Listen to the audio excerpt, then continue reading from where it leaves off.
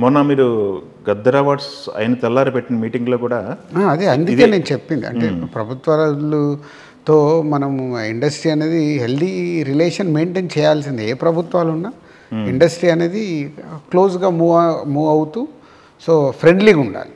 Yes, అంటే ఆ Gaddar awards సంబంధించి స్టార్ హీరోలు అటెండ్ అవ్వలేదు అని చెప్పేసి మిగతా హీరోలంతా అటెండ్ అవ్వలేదు, అవార్డ్స్ వచ్చిన వాళ్ళ వరకు వచ్చారని చెప్పేసి ఒకటి నడిచింది. దాని పట్ల ఏమైనా గవర్నమెంట్ ఏమన్నా లేదు గవర్నమెంట్ ఇస్ జీరో స్టేట్మెంట్, దాని గురించి అసలు ఆలోచన లేదు.